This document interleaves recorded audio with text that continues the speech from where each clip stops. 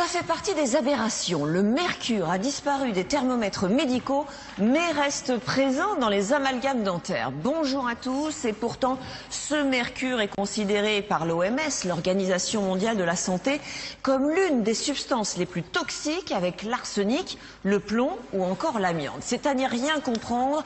Pourquoi la France tarde-t-elle à réagir alors que la plupart de ses voisins ont pris des mesures? Pourquoi ce mercure reste-t-il présent dans nos bouches par les plombages, mais également dans le maquillage, les jouets, les ampoules et bien d'autres produits de grande consommation? Et puis surtout cette question, que risquons-nous vraiment? Alerte au mercure, c'est une enquête signée Sophie Bonnet.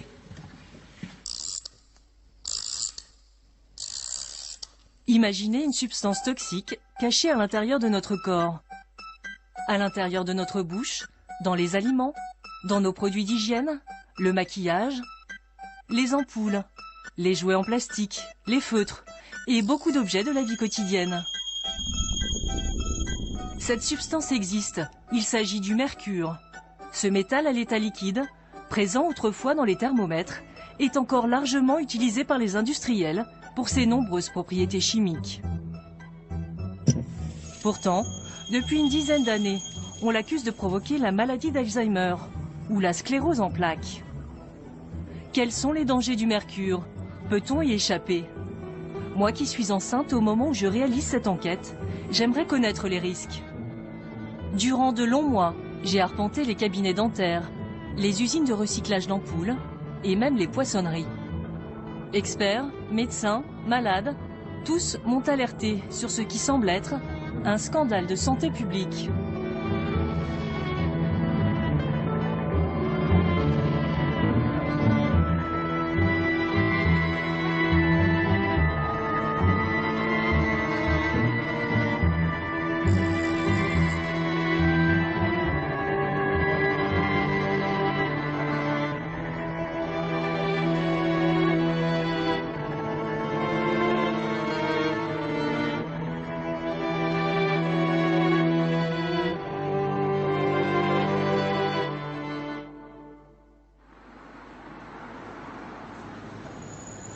À petite dose, le mercure se cache dans notre quotidien.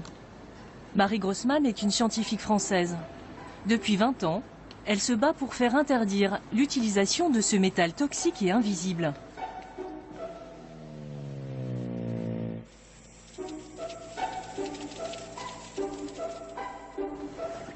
Quels sont les objets et les aliments qui peuvent contenir du mercure?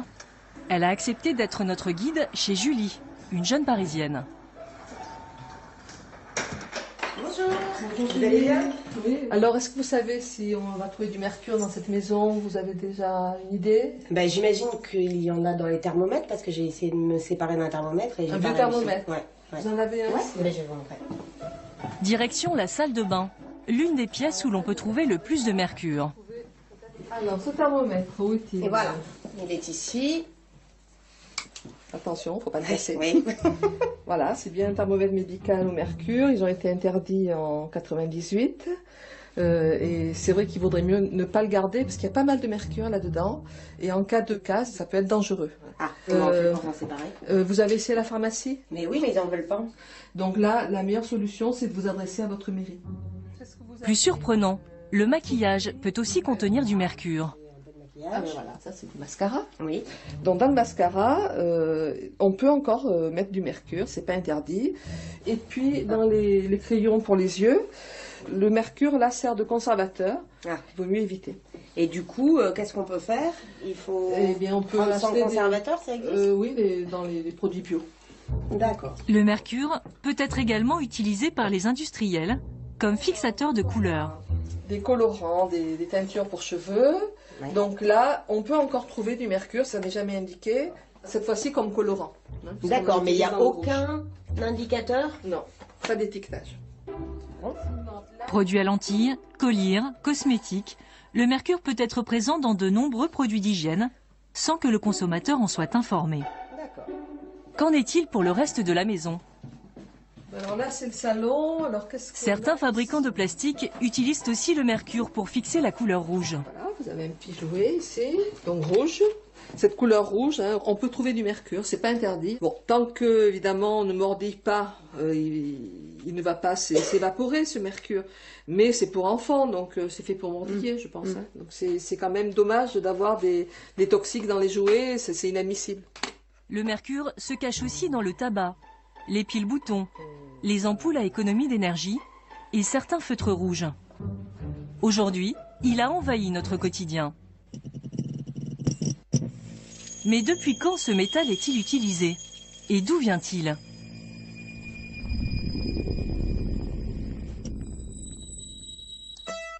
Le mercure est le seul métal que l'on retrouve sous forme liquide. Il est présent dans la Terre à l'état naturel. Dès qu'il chauffe, il émet des vapeurs très nocives. Les Romains s'en servaient déjà comme pigment. Mais dans les mines de mercure, leurs esclaves mouraient prématurément. Il y a 2000 ans, le philosophe Pline l'Ancien écrivait déjà « Il est reconnu que le mercure est un poison. Il faut prendre garde qu'il ne pénètre pas dans les viscères. » Au Moyen-Âge, les médecins s'en servent comme médicament. À partir du 19e siècle, on commence à l'utiliser dans les plombages dentaires. Les industriels découvrent ensuite les propriétés chimiques du mercure et il entre dans la composition de nombreux objets. Mais en 2007, l'Organisation mondiale de la santé le classe parmi les 10 substances les plus toxiques, avec l'arsenic, le plomb et l'amiante. Nous poursuivons notre visite chez Julie, direction la cuisine. Le mercure se retrouve même dans nos assiettes. Il contamine un aliment pourtant réputé sain et conseillé aux enfants, le poisson. Voilà. Émietté de thon, là, forcément il y a du mercure, hein, avec une valeur limite à ne pas dépasser. Pour les femmes enceintes et les jeunes enfants, il vaut mieux éviter de consommer des poissons carnassiers, du type du thon, hein, qui peuvent contenir plus de mercure.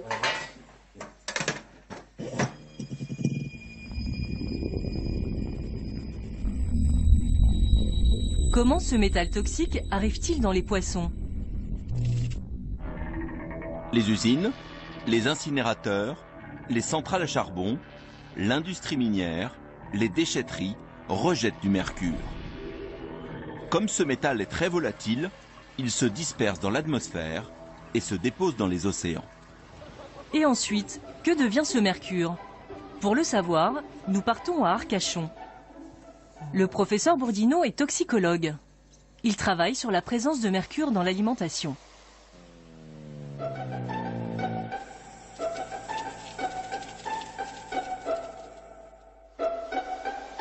Le mercure se retrouve-t-il dans tous les poissons? Faut-il éviter certaines espèces? Nous lui présentons les poissons marins les plus consommés en France.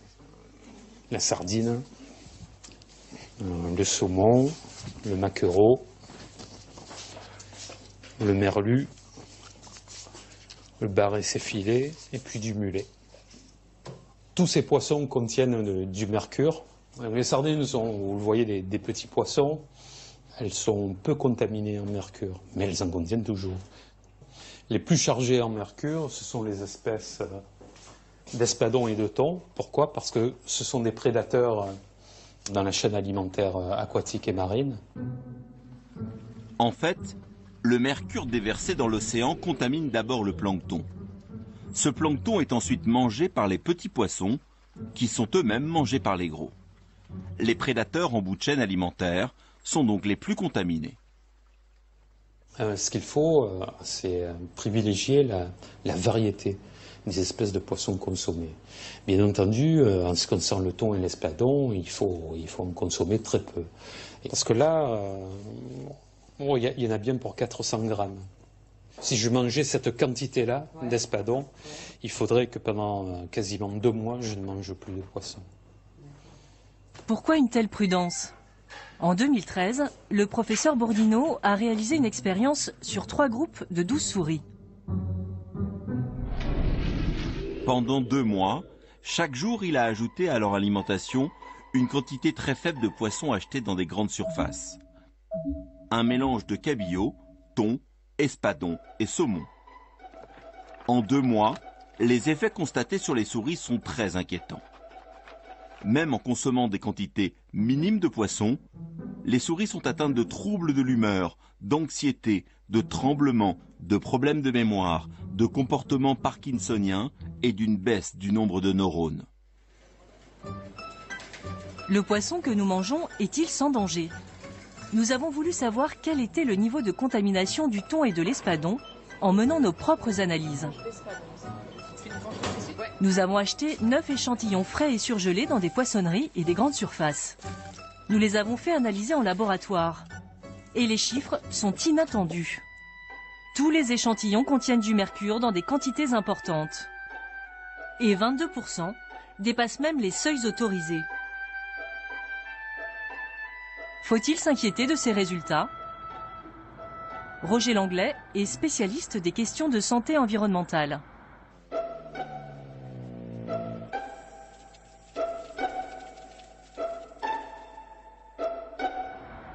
Il a longuement enquêté sur le mercure.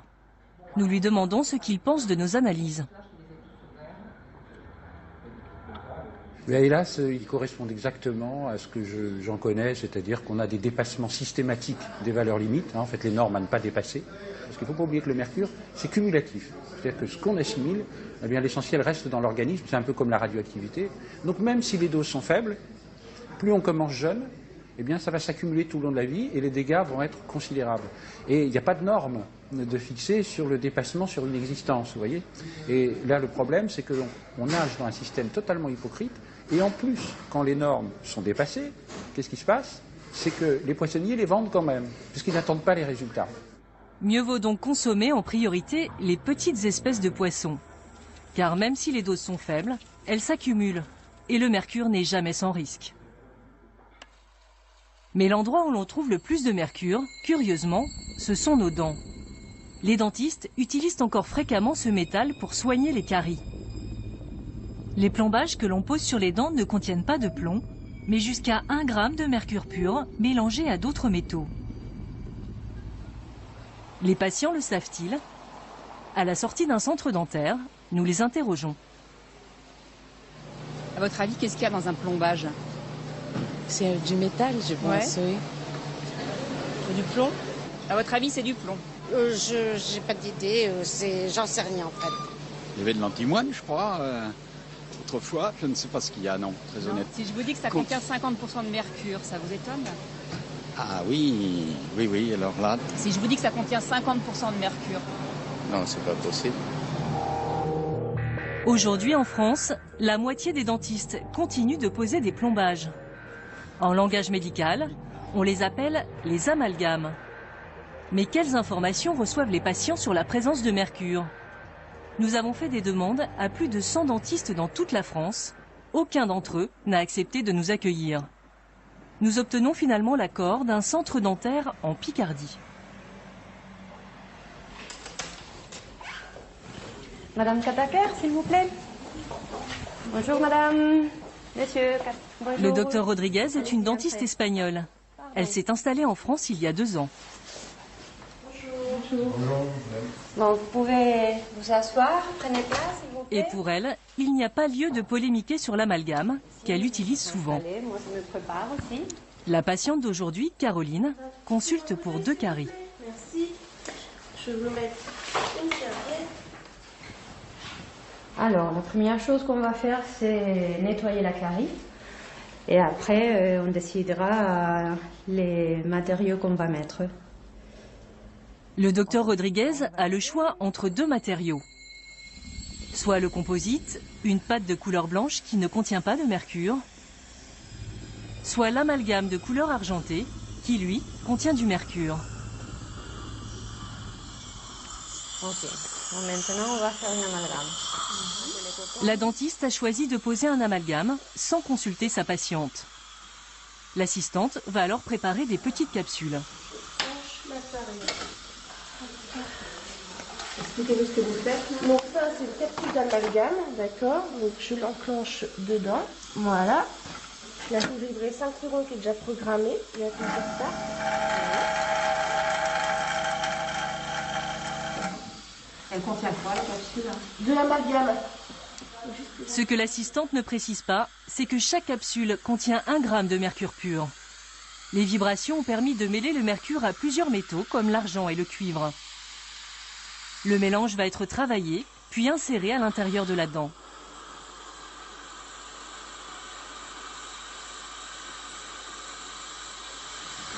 Et on vient à bouche et on le met. Ouvre un petit peu, Caroline, s'il te plaît.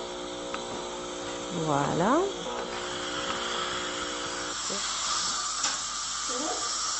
Et on comprime. Le principal intérêt de l'amalgame est son faible coût. Il est 4 fois moins cher que le composite. C'est fini, on va voir un petit peu l'occlusion. Ça a été, Caroline? Oui. Pour les patients, l'amalgame est donc la solution la plus économique. Madame, à la prochaine. Docteur. Caroline va rentrer chez elle sans savoir réellement ce que contient son tout nouveau plombage. Le docteur Rodriguez et son assistante informent-elles les patients de la présence de mercure? Et les patients, ils vous demandent qu'est-ce que ça contient ou pas? Non, on ne parle pas en général parce qu'ils ne nous le demandent pas, mais il n'y a pas de problème à montrer. On a la petite feuille avec tous les médicaments, on montre, il n'y a pas de souci. Pour ça, c'est pas la composition des oui. Oui. Ça, vous pouvez montrer ou pas? Oui, bien sûr. Finalement, la notice est introuvable et la dentiste revient avec la boîte d'amalgame. Je pense que je l'ai dans ma... Ici, mais sinon c'est ça. Là, il y a la tête de mort quand même. Voilà. Pourquoi? Mais ils sont obligés de le mettre. De mettre la tête de mort? Voilà, c'est législation. Pourquoi? Ah ben je sais pas, c'est pas moi qui fais la législation. Visiblement, la dentiste semble très peu informée de la toxicité du mercure. C'est son assistante qui tente de faire bonne figure. Si on l'ouvre comme ça, c'est toxique. Il ne faut pas l'ouvrir. C'est pour ça qu'on le comprime, qu'on le bouge comme ça. Et après, ça devient dur, un peu molle. Et quand c'est dur, c'est plus toxique? C'est moins toxique. Que si on l'ouvre comme ça, c'est de la poudre, ça peut s'envoler, on peut le respirer. C'est pour ça que c'est toxique. Et quand c'est dur? C'est moins toxique. C'est moins toxique, voilà. mais c'est un peu toxique quand même. Voilà. Les amalgames seraient donc un peu toxiques. Qu'est-ce que cela signifie? Comment sont-ils fabriqués? Nous contactons l'un des leaders du marché. L'industriel est très réticent à nous laisser entrer dans son usine et nous n'allons pas tarder à comprendre pourquoi. Les ateliers sont situés au milieu des habitations, dans un quartier résidentiel de la région parisienne. Avant de rentrer, on nous prévient. Je ne souhaiterais pas citer la ville. Simplement par rapport à la population extérieure, etc., qui fait que travaille avec du mercure, mais c'est tout ça. Il y avoir un comité de riverains qui pose des questions, qui viennent, À notre grande surprise, nous découvrons un hangar banalisé, sans aucune plaque à l'entrée. Apparemment, l'entreprise tient à rester incognito. Il faut connaître. C'est bon, on nous a ouvert, merci. À l'intérieur, nous pénétrons dans une sorte d'entrepôt. Et visiblement, je ne suis pas la bienvenue. On peut laisser les affaires ici. Allez, enceinte pour le mercure. Oui. Interdiction aux femmes enceintes. D'accord. Ouais. Premier... La réglementation, je ne peux pas. Non, mais D'accord. Et là, du coup, en fait, vous n'avez pas de femmes qui travaillent là-bas? Si.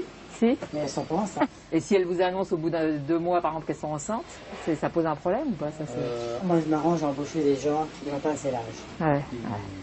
Voilà. Je vous suis. On évite d'embaucher des femmes en âge de procréer et on préfère cacher aux riverains l'activité réelle de l'usine. Tout cela ne semble pas très rassurant. À aucun moment, le caméraman ne peut voir le mercure. Il filme les capsules d'amalgame une fois terminées et n'obtient pas d'informations sur leur toxicité. Nous parvenons finalement à nous procurer les fiches de sécurité établies par les fabricants d'amalgame. Et le produit semble bien loin d'être inoffensif. Mortel par inhalation, peut nuire au fœtus, très toxique, risque pendant la grossesse. D'ailleurs, en 2011, un rapport d'experts du Conseil de l'Europe déconseille la pose d'amalgame dentaire, particulièrement chez les femmes enceintes et les enfants. Ce principe de précaution est-il suivi par les dentistes français? nous faisons une demande de tournage dans un centre dentaire pour enfants à Paris pour assister à une pose d'amalgame. Bonjour. Mais à notre arrivée, curieusement, le programme a changé. Du coup, là, aujourd'hui, il n'y a pas d'amalgame qui va être posé là, cet après-midi. Ben, c'est compliqué parce que c'est vraiment un sujet de polémique quand même, l'amalgame. Enfin là, vous vous attaquez à quelque chose... En plus, c'est vraiment au niveau de l'OMS, chez la femme enceinte, chez l'enfant de moins de 6 ans, c'est non, pas d'amalgame. Donc, là, quand vous en posez, par exemple, c'est dans quel cas? Ça peut arriver chez des enfants polycarieux, dans des situations... Là, ça vous ennuie de l'expliquer? Ouais, franchement, ouais. L'équipe soignante semble très mal à l'aise sur le sujet. Visiblement, malgré ce principe de précaution, ils en posent à certains enfants, mais ne souhaitent pas le montrer. Ce manque de transparence est-il propre à la France? Que se passe-t-il chez nos voisins? De l'autre côté du Rhin, à quelques kilomètres de la frontière française, le docteur Schlar a accepté de nous recevoir. Ce matin, un patient vient pour une carie. Mais ici, contrairement à la France, avant de débuter les soins, on commence d'abord par un entretien. La semaine dernière, vous aviez décidé de poser un composite. Avez-vous changé d'avis depuis notre rendez-vous? La loi allemande oblige en effet le dentiste à informer le patient des avantages et des dangers des matériaux utilisés. Après un délai de réflexion d'1 semaine, ce patient confirme son choix pour un composite. Voici le formulaire. Là, c'est le matériau que nous avions choisi avec ses caractéristiques et voici le prix. Si vous êtes toujours d'accord, il faut signer le papier. Même pour un acte en apparence anodin, le patient doit donner son accord par écrit. Les soins peuvent enfin commencer. J'ai nettoyé et j'ai enlevé la carie. Maintenant, on va poser le composite en plusieurs couches. Et il n'a pas de mercure dans ces matériaux. Et ça, c'est le grand avantage. Comme la plupart de ses confrères, le docteur Schlar a décidé d'arrêter de poser des amalgames depuis plus de 10 ans. Tschüss, mach's gut.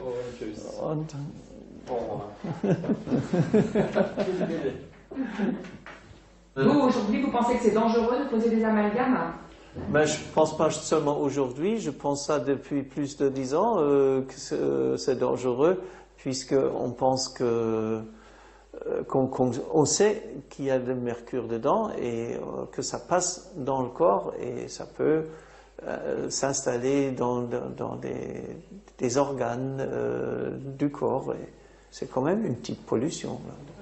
Suite à de nombreuses plaintes de malades, les autorités allemandes obligent les dentistes à mettre en garde leurs patients.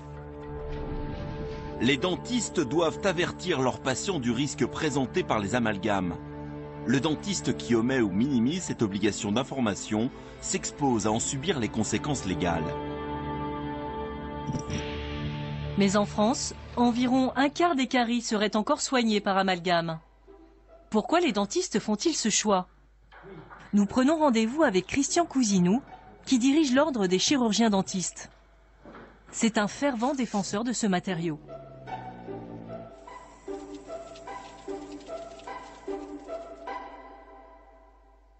Le mercure, il est toxique pourtant. Effectivement, le mercure est toxique. Dans les amalgames, il y a entre 45 et 50% de mercure, mais il est lié à l'argent. Donc, il y a très peu de libération du mercure. Si vous avez par exemple 5 plombages en bouche, vous allez avoir un dégagement de quel ordre? Je ne sais pas, madame, mais moi, je vais vous dire personnellement, j'ai une dizaine d'amalgames en bouche depuis l'âge de jeune, une dizaine d'années. Et vous voyez, j'ai 71 ans, j'ai manipulé de l'amalgame toute ma vie, puisque ça fait 46 ans que j'exerce. Et bon, je crois que je suis quand même en bonne santé. Selon l'ordre des dentistes, le mercure dégagerait donc très peu de vapeurs toxiques dans la bouche des patients. Est-ce vraiment le cas? Pour le vérifier, nous nous rendons à Orléans dans un cabinet dentaire. On va se mettre là exceptionnellement parce que le fil est trop court. Le docteur Isabelle a accepté de participer à une expérience.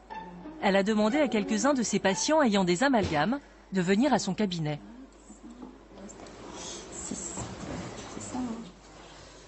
Donc on en a 6. Ils ne sont pas très gros chez madame. Les patients s'appellent Philippe, Kevin, Romuald, Guillemette et Françoise. Et ils ont tous entre 4 et 14 amalgames en bouche.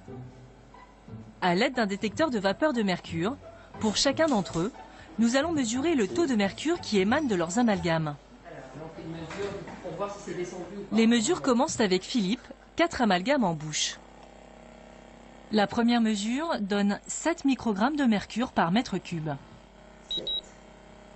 Contrairement à ce que dit l'ordre des dentistes, les amalgames dégagent donc du mercure en continu dans la bouche des patients. Ça vous étonne ou pas, ça, vous saviez ou... Non, je ne savais pas. Je ne savais pas d'ailleurs que j'avais autant de mercure dans la bouche. Du mercure en très grande quantité.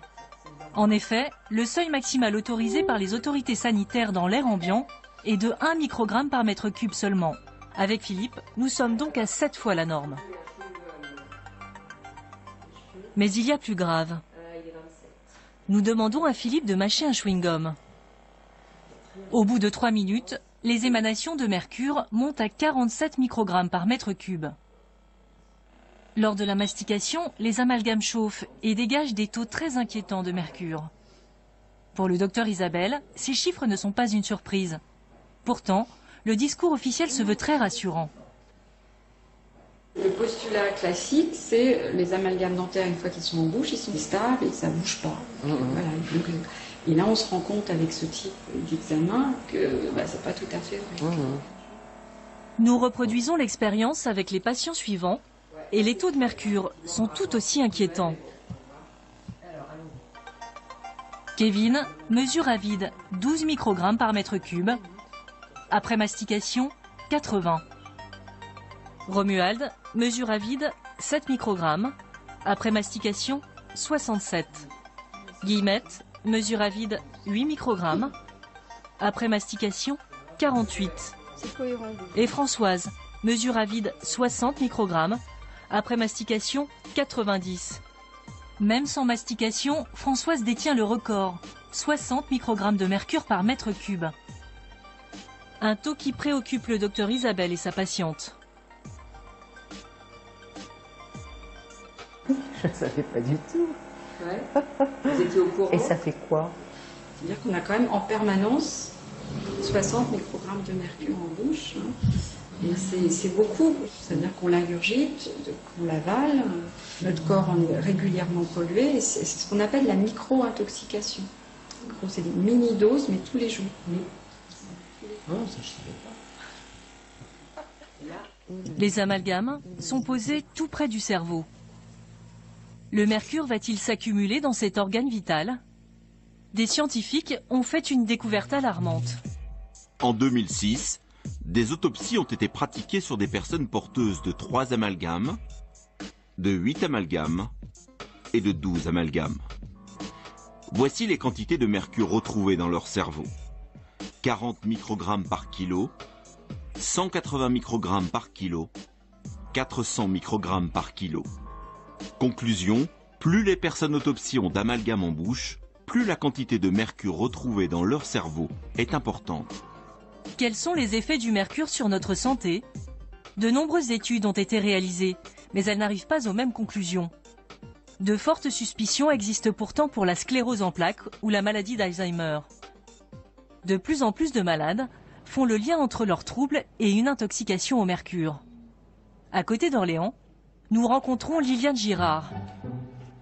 Aujourd'hui, cette retraitée de 67 ans semble en pleine santé et vaque à ses occupations sans aucun problème. Pourtant, il y a encore 2 ans à peine, son état s'était dégradé au point qu'elle était incapable de se déplacer. Elle passait ses journées sur son canapé. Vous voyez, je restais comme ça, voilà. Pendant des heures comme ça, sans rien. Même pas lever le bras. C'était trop dur de lever le bras. Trop fatigant de bouger. J'étais bien que quand je bougeais, rien du tout. Et la tête vide. Alors, ça pour monter les escaliers, là c'était très compliqué. Maintenant je me lève et je vais vite. Voilà. Alors là, monter les escaliers, je ne pouvais du reste pas monter toute seule. J'essayais déjà de monter comme ça, là. Et c'était mon mari qui était derrière, qui me prenait sous les bras et qui me montait. Je montais comme ça, voilà. Hein? Et là, j'avais beaucoup de marches. Ça me semblait énorme. Mais c'était douloureux? C'était douloureux. À me tirer les larmes des yeux, oui. Et puis, le cœur, qui s'emballait parce que je faisais un effort. Et qu'est-ce que vous vous disiez? Je crois que j'aurais ouvert la fenêtre, puis voilà. Hein, et voilà, je n'en pouvais plus. Je n'en pouvais plus. Pendant 10 ans, Liliane Girard multiplie en vain les examens médicaux. Voilà, ce sont tous les éléments de mes dossiers. Un jour, elle tombe sur un ouvrage qui traite des intoxications chroniques aux métaux lourds. Elle fait le lien avec tous les symptômes dont elle souffre. Je feuillette et je me dis, mais ça correspond à ce que j'ai. J'appelle mon mari, je lui dis, oh là, regarde, je crois que ça y est, j'ai une piste. En France, ces intoxications ne sont pas reconnues par les pouvoirs publics. J'avais 24, après je suis passée à 23. Liliane part faire des analyses en Belgique.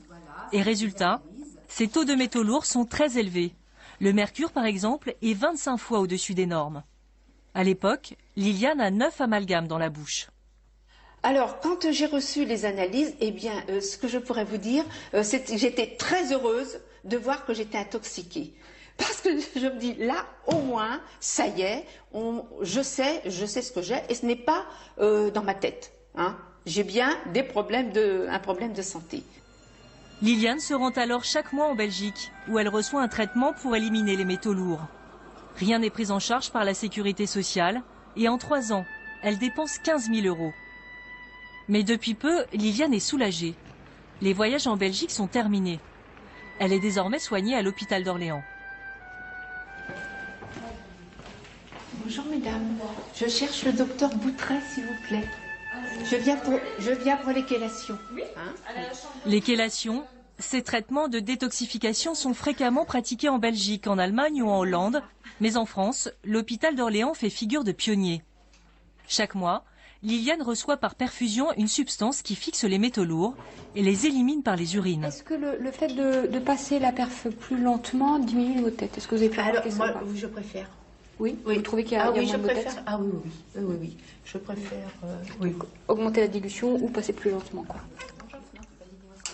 En suivant le cas de Liliane, le docteur Boutret a pris conscience pour la première fois des symptômes causés par une intoxication chronique aux métaux lourds, comme le mercure. Je suivais notre patiente et puis et on se cassait les dents, j'essayais de la soulager avec mes petits moyens. Et puis un jour, elle est arrivée à la consultation en me disant « Docteur, je crois que j'ai trouvé ce que j'ai. » Alors là, je suis tombée, je suis restée assise sur ma chaise, j'en revenais pas, on s'était tous cassé les dents pendant des années à essayer de trouver... Et ça a été une grande claque parce que j'ai découvert que les intoxications chroniques aux métaux lourds existaient. Je ne savais même pas que ça pouvait avoir lieu. L'intoxication chronique aux métaux lourds n'est pas enseignée dans les facultés de médecine française.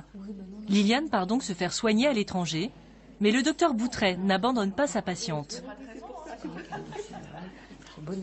Donc elle s'est fait suivre longuement en Belgique. Et puis au bout de 7-8 chélations, j'ai vu ma patiente qui commençait comme une petite fleur là, à s'épanouir et comme quand on arrose une fleur, quoi. Ouais. Ah punaise, c'était miraculeux, quoi. Et donc ça m'a conforté dans l'idée qu'il fallait que j'aille me former. Et alors là, c'était un autre parcours du combattant. Le docteur Boutret décide d'aller se former aux Pays-Bas. En mars 2014, l'hôpital d'Orléans peut enfin commencer les chélations. À ce jour, une vingtaine de patients sont suivis dans le service. Clarisse, 22 ans, a été la toute première. Ces chélations ont commencé il y a 6 mois et les dernières analyses sont très encourageantes. J'ai eu des résultats pour vous. Ah oui, bah oui, j'ai eu. Vous avez vu? Vous avez vu les résultats? Oui. Bon, vous êtes comment? Ah bah je suis très contente. Très contente. Oui. D'accord. L'intoxication au mercure dont souffrait Clarisse date en réalité de son enfance. La fatigue. Moi, vers 6-7 ans, on m'a posé des amalgames dentaires. Seulement 6. mais sur vraiment la même période, hein, sur 1 an à peu près, une année scolaire je pense. Mais voilà, ça n'a pas eu d'incidence immédiate sur moi du tout. Donc voilà, je dirais que mon état de santé a commencé à se dégrader peut-être vers 14-15 ans, quelque chose comme ça. Des petites choses, hein, je sentais bien que j'étais beaucoup moins physique que les autres adolescents, je sentais bien hein, que le sport je le faisais pas, que voilà, que j'étais fatiguée, que j'avais besoin de dormir plus, et voilà, quand on est adolescent on dort beaucoup, mais moi ça s'est pas arrêté en fait. Au fil du temps, Clarisse souffre de douleurs intenses et dort jusqu'à 18 heures par jour. Alertée par ses symptômes, le docteur Boutret lui prescrit des tests pour doser son taux de mercure. D'accord. Donc en fait, si on compare les premiers résultats, hein, on avait trouvé une mono-intoxication au mercure. Hein. Les résultats, c'était haut, puisqu'on était à 62 de chiffres, hein, donc c'est forte intoxication au mercure. En plus des chélations, Clarisse a aussi fait retirer ses amalgames dentaires qui contenaient du mercure. L'amélioration de son état de santé est très nette. Pour vous, il y a eu une amélioration. Il y a eu une amélioration à quel niveau? Dites-nous. J'ai beaucoup moins de douleurs. J'ai beaucoup moins de douleurs. Ça, c'est vrai que avant, j'avais tellement de douleurs qu'il n'y avait pas un seul endroit de mon corps qui ne me fasse pas mal en fait. Et c'est en commençant les chélations et en ayant cet effet sur les premières heures de chélation où on se sent vraiment bien, où je me suis rendu compte de ce que c'était que de ne pas avoir mal. Et plus les chélations ont avancé et plus mes douleurs ont disparu. Donc on prend rendez-vous en novembre? Pour certains patients comme Clarisse, le lien entre le mercure des amalgames et les problèmes de santé semble établi. Mais chaque personne va réagir différemment. Là, on a probablement tous des amalgames en bouche. Il y en a quelques-uns qui n'auront aucun signe alors qu'ils ils ont 6, 8 amalgames en bouche. Et qui vont se porter comme un charme et qui vont vivre jusqu'à 120 ans avec leurs amalgames et il n'y aura aucun souci. Et on ne va pas se prendre la tête à enlever des amalgames à ces gens-là, qui vont très bien. Et puis il y en a, ils n'en auront que 2 ou 3. Et parce qu'ils éliminent mal, parce qu'il y a des choses qu'on ne comprend pas, qui vont développer des signes d'intoxication chronique. Pour le moment, l'hôpital d'Orléans est le seul en France à traiter l'intoxication chronique au mercure. Mais peu à peu, le corps médical commence à prendre conscience du problème. Nous retrouvons le docteur Isabelle. Avec son assistante, elle ne pose plus d'amalgames, elle les enlève. Elles reçoivent aujourd'hui un patient qui vient faire retirer 2 amalgames. Pour se protéger des vapeurs de mercure, la dentiste doit suivre un protocole très précis. Voilà, donc là on va commencer à habiller le patient. Donc on met une blouse, une surblouse en fait de protection. Là c'est pour éviter que le monsieur on ramène sur ses vêtements chez lui. On va mettre une charlotte sur le patient, sur la tête du patient, qui va protéger les cheveux, parce qu'on sait que le mercure aime bien aller se déposer sur les cheveux. Le patient avale ensuite une solution avec du charbon qui va absorber une partie du mercure. Voilà. Effectivement, si on ne prend pas de précautions, on peut rendre les gens malades. Donc aujourd'hui, déposer un amalgame sans précaution est presque pire que de le laisser. Enfin, c'est mon ressenti. C'est mon sentiment aujourd'hui. Toujours partant? Alors, le docteur Isabelle et son assistante s'équipent de masques à charbon. Le retrait des amalgames va pouvoir commencer. Alors, on va enlever les 2 petites prémolaires. Là, il y a 2 amalgames. Le patient est lui aussi équipé d'un masque à charbon pour ne pas respirer de vapeur. Ça va? Ça va. Le docteur Isabelle utilise un fraisage particulier et une paroi de silicone autour de la dent. L'opération dure une dizaine de minutes.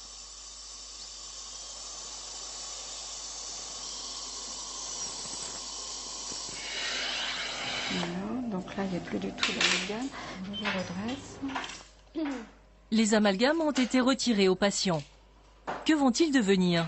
Les dentistes ont interdiction de mélanger le mercure au reste des déchets. Ils doivent les isoler dans des récipients spécifiques. Normalement hermétiquement. Ces objets sont scellés, ils sont récupérés par des sociétés de récupération de déchets. Sur le principe, il est étonnant qu'un produit, par miracle, dès qu'il passe dans des tuyaux d'aspiration d'un cabinet dentaire, se transforme en quelque chose de très dangereux dont il faut absolument se débarrasser et qu'il ne faut surtout pas éliminer dans la nature, sous peine de polluer l'environnement. Alors qu'en bouche, voilà, en bouche, il est considéré comme étant tout à fait neutre, inerte et sans aucune problématique. Même si l'utilisation de l'amalgame dentaire baisse chaque année, la France garde une position à part. Selon un rapport officiel de 2012, nous détenons le record européen de la quantité de mercure dentaire utilisée chaque année. 17 tonnes par an, bien loin devant le Royaume-Uni, l'Allemagne ou l'Espagne. La Norvège a même interdit l'utilisation des amalgames dentaires. Alors pourquoi la France ne suit-elle pas cet exemple? Nous avons fait une demande d'interview aux autorités sanitaires qui n'ont pas souhaité nous répondre. Nous avons donc interrogé Christian Cousinou, le président de l'Ordre des dentistes. Par exemple, la Norvège qui a interdit les amalgames, je veux dire, les dentistes s'en sortent très bien sans amalgame. Oui, mais madame, la Norvège, c'est quand même 5 ou 6 millions d'habitants, une population très éveillée, où la prévention, l'hygiène est très développée. Si vous interdisez l'amalgame en France, dans les zones suburbaines, où les gosses boivent du Coca-Cola, mâchent du chewing-gum, se lavent pas les dents, ça va être une catastrophe sanitaire, madame. Ça, c'est très clair. Il y a des endroits, il y a quand même un manque d'hygiène important. Enfin, le manque d'hygiène, il est pas particulier à la France. Je veux dire, pourquoi est-ce qu'on a le record européen? Si, il est quand même un petit peu particulier à la France. Le manque d'hygiène, il est quand même un petit peu particulier à la France. Non, mais c'est étonnant de dire on est obligé de continuer à poser du mercure parce que les gens sont sales. Bon, écoutez, non, je crois qu'il vaut mieux rester là. Pourtant, les autorités sanitaires françaises demandent une diminution de l'usage des amalgames. En novembre 2013, la Direction générale de la santé a envoyé un courrier à l'Ordre des dentistes. Elle leur demande de réserver l'usage de ces produits d'obturation dentaire, les amalgames, aux situations jugées sans alternative. De délivrer une information préalable, par exemple, sous la forme d'un affichage dans les cabinets dentaires. Un an plus tard, rien ne semble avoir changé. Selon nos informations, aucune consigne de prudence n'aurait été transmise aux dentistes. Un objet de notre quotidien présenté comme innovant contient lui aussi du mercure. C'est l'ampoule à économie d'énergie.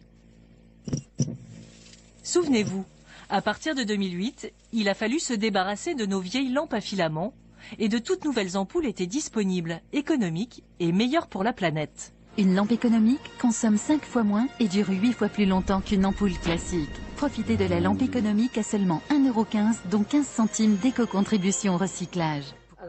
Nous retrouvons Marie Grossman qui nous met en garde. Ces ampoules fluo-compactes sont loin d'être aussi inoffensives qu'elles le paraissent. Alors les ampoules, on a ces lampes fluo-compactes, soi-disant écologiques, oui. Et pourtant elles contiennent du mercure. Le risque, c'est si vous la cassez. Si vous la cassez, le mercure va se vaporiser, va passer dans l'air de la pièce. Comment reconnaître les ampoules contenant du mercure? Il est précisé sur leur emballage qu'elles sont fluo-compactes. Quand je vois en verre, produits écologiques, je suis quand même assez choquée, quoi, parce que moi j'appelle ça quand même, oserais-je le dire, du foutage de gueule. Quels sont les risques? Pour le savoir, Marie Grossman accepte de réaliser une expérience. Nous plaçons un détecteur de vapeur de mercure dans un local fermé de 8 mètres carrés, de taille comparable à une chambre d'enfant. Nous allons briser une ampoule à économie d'énergie pour mesurer les émanations de mercure dans la pièce.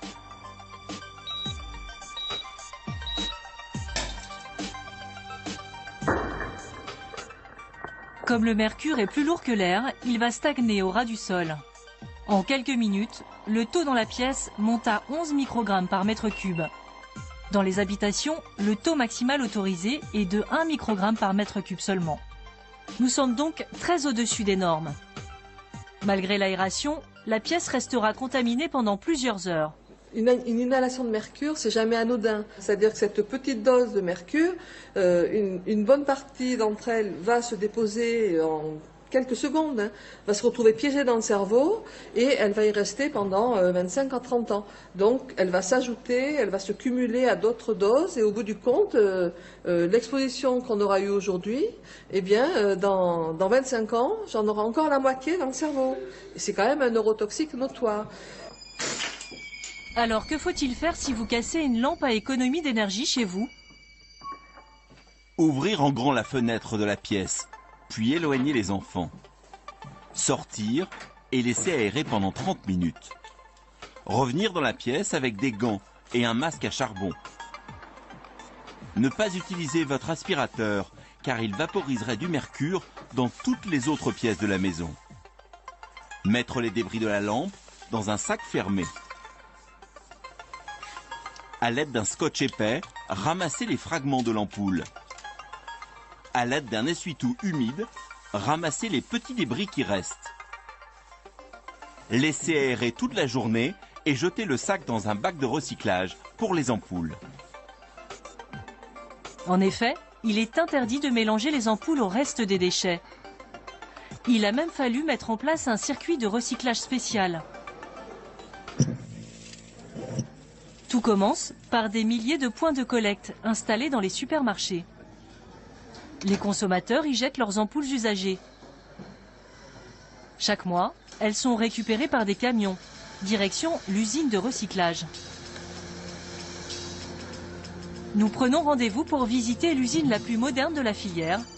Mais encore une fois, on m'annonce que je ne suis pas la bienvenue en raison de ma grossesse. Il y a des risques d'exposition au mercure. En tout cas, ils ne veulent pas prendre le risque, donc voilà. La filière de recyclage présenterait-elle des risques pour les employés qui y travaillent? Une autre journaliste va rentrer à l'intérieur de l'usine à ma place. Cette usine se trouve à 2 heures de Paris. Des camions déchargent leur cargaison sans interruption. Et il semblerait qu'on ait demandé aux employés de porter leurs équipements de sécurité devant nos caméras. Nous captons cette conversation entre 2 ouvriers qui viennent de casser des ampoules et risquent donc de respirer des vapeurs de mercure.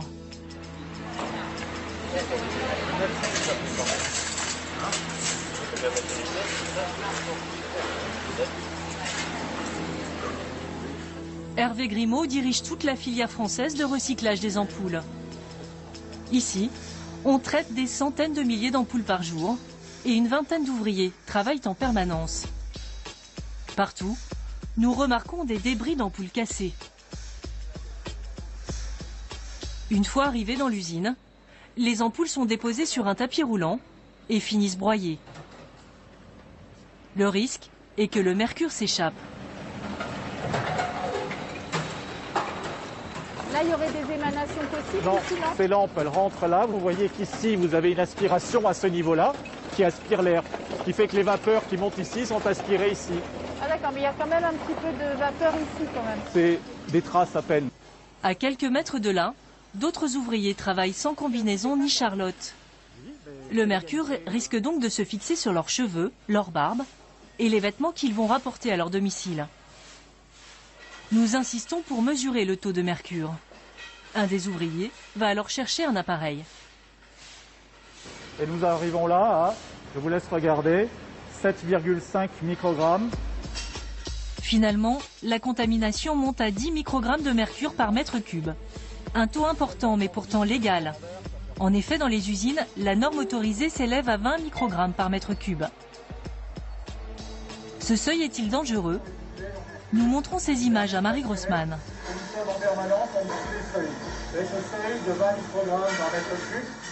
Alors, ces normes-là, elles sont censées protéger la santé des salariés. Le problème, c'est que l'état de la science ne dit pas ça. L'état de la science, elle va dire que 20 microgrammes par mètre cube de mercure, 8 heures par jour, c'est vraiment beaucoup trop. Ça signifie que la loi est plus tolérante envers les industriels et qu'on peut faire prendre des risques à ses employés. Pour le moment, le recul est insuffisant pour évaluer les risques pour les ouvriers, car ces usines sont trop récentes. D'ici 2020, la France doit interdire la présence du mercure dans la plupart des objets, y compris les ampoules. Mais les amalgames dentaires échapperont à cette interdiction. Quant au mercure contenu dans les poissons, il dépend de la pollution marine, qui jusqu'à aujourd'hui ne cesse d'augmenter.